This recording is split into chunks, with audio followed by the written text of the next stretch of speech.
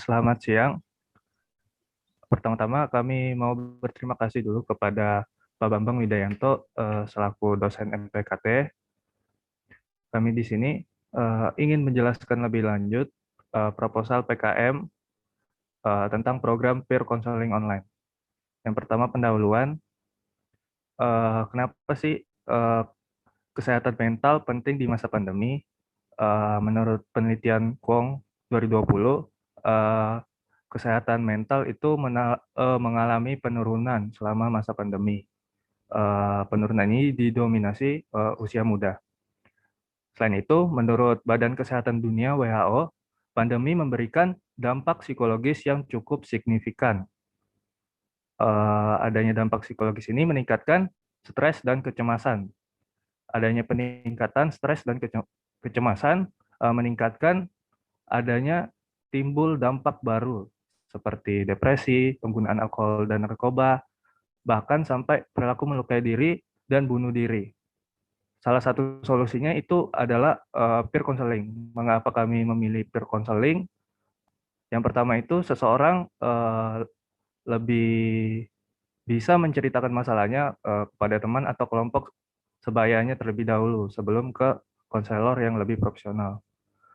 Peer counseling juga berguna untuk meningkatkan belajar dan prestasi akademik bagi pelajar, menuntun teman sebaya untuk membentuk perilaku yang lebih positif, serta dapat meningkatkan eh, wellness dan kesehatan mental. Mengapa kami memilihnya online? Di masa sekarang itu penggunaan internet semakin meningkat, serta di saat pandemi seperti sekarang ini, menjaga jarak saat keluar rumah itu penting agar menekan angka penularan virus. Target luaran. Target luaran dari program peer counseling online yang akan kami jalankan adalah menyediakan suatu media atau platform konsultasi berbasis online dengan tujuan untuk meningkatkan mental wellness mahasiswa yang menjalani pembelajaran jarak jauh selama masa pandemi COVID-19. Dapat kita ketahui bahwa pandemi COVID-19 banyak membawa dampak buruk bagi sebagian besar masyarakat, di antaranya yang menjadi perhatian kami adalah meningkatnya depresi, perasaan takut, dan kecemasan yang tinggi. Oleh karena itu, dengan dilaksanakannya program peer counseling online ini, kami berharap dapat membantu mahasiswa dalam mengatasi serta mengurangi depresi, perasaan takut, dan kecemasan yang mereka alami. Selain itu, program ini juga bertujuan agar mahasiswa yang sedang menjalani PJJ dapat menyalurkan keresahannya dan berbagi cerita mengenai kesulitan mereka dalam menghadapi berbagai macam tantangan di masa pandemi, sehingga mereka merasa didengarkan dan tidak merasa sendirian dalam menghadapi sulitnya kehidupan selama masa pandemi ini. Adapun manfaat dari program peer counseling ini yaitu merupakan upaya pengembangan kreativitas mahasiswa dalam menciptakan inovasi-inovasi baru terutama pada masalah kesehatan mental. Program peer counseling ini juga merupakan upaya menyediakan layanan yang cepat, mudah, dan murah untuk meningkatkan mental wellness terutama pada masa pandemi saat ini. Selanjutnya ada gambaran umum populasi. Target dari program peer counseling online ini adalah mahasiswa yang sedang menjalani pembelajaran jarak jauh. Kebijakan ini memiliki dampak negatif terhadap kesehatan mental masyarakat, terutama mahasiswa dan pelajar. PJJ membuat individu merasa takut, khawatir, dan kesepian. Perasaan inilah yang berujung pada masalah psikologi seperti kecemasan, stres, dan depresi. Menurut online survei pada mahasiswa di Guangzhou, sebanyak 7,5% mahasiswa mengalami gejala kecemasan dan 12,2% mahasiswa mengalami gejala depresi. Selain itu, survei online pada mahasiswa di Bangladesh menunjukkan bahwa 26,6% mahasiswa mengalami gejala kecemasan yang sedang hingga sangat berat. 1,97% mahasiswa mengalami gejala depresi dan 57,0,5% mahasiswa mengalami tingkat stres yang sedang hingga ekstrim. Gejala stres dan kecemasan yang dialami oleh mahasiswa menjadi penghubung populasi dengan masalah yang dihadapi. Target luaran dari program peer counseling online yang akan kami jalankan adalah menyediakan suatu media atau platform konsultasi berbasis online dengan tujuan untuk meningkatkan mental wellness selama masa pandemi COVID-19. Oleh karena itu, mahasiswa menjadi populasi yang tepat berhubungan dengan dampak pandemi dan PJJ yang dialami oleh mahasiswa. Selanjutnya adalah metode pelaksanaan.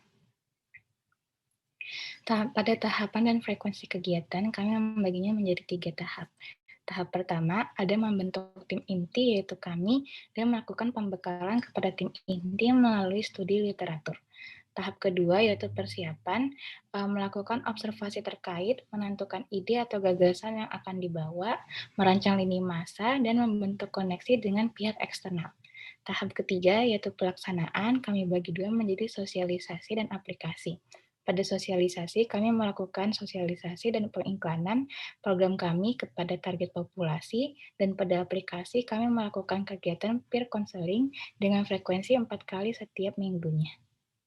Lalu selanjutnya ada cara mendapatkan data potensi wilayah.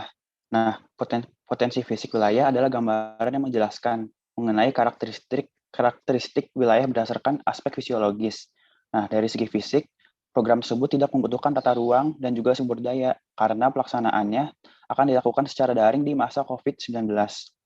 Lalu dari segi sosial, program kami targetnya adalah mahasiswa yang sedang menjalankan program pembelajaran jarak jauh, di mana masa PJJ memberi dampak negatif terhadap kesehatan mental mahasiswa. Beberapa mahasiswa mengalami stres, kecemasan, hingga depresi. Data tersebut diperoleh dari artikel penelitian terdahulu. Selanjutnya ada biaya dan jadwal kegiatan. Anggaran kegiatan, yang pertama ada peralatan penunjang sebesar 500.000, dan selanjutnya ada lain-lain berupa administrasi, publikasi, laporan, dan lainnya sebesar 500.000. Jumlah totalnya sebesar 1 juta rupiah. Selanjutnya ada jadwal kegiatan, terbagi dari 4 tahap. Yang pertama ada perencanaan dan persiapan. Jenis kegiatan yang pertama adalah studi pustaka, ada di minggu pertama bulan pertama. Selanjutnya ada pembuatan proposal dan administrasi, ada di minggu kedua bulan pertama.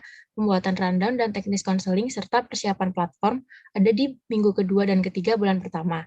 Selanjutnya ada promosi. Yang pertama ada pembuatan poster, ada di minggu ketiga bulan pertama. Publikasi sosial media, dan pencarian partisipan ada di minggu ketiga dan keempat bulan pertama. Selanjutnya ada jenis tahap pelaksanaan, yaitu pengelompokan partisipan ada di minggu pertama bulan kedua, pelaksanaan peer counseling online ada di minggu pertama bulan kedua hingga minggu pertama bulan keempat. Penutupan peer counseling online ada di minggu kedua bulan keempat. Selanjutnya ada tahap laporan, rekap hasil konseling, dan penulisan laporan ada di minggu ketiga dan keempat bulan keempat. Berikut adalah daftar pustaka yang kami gunakan.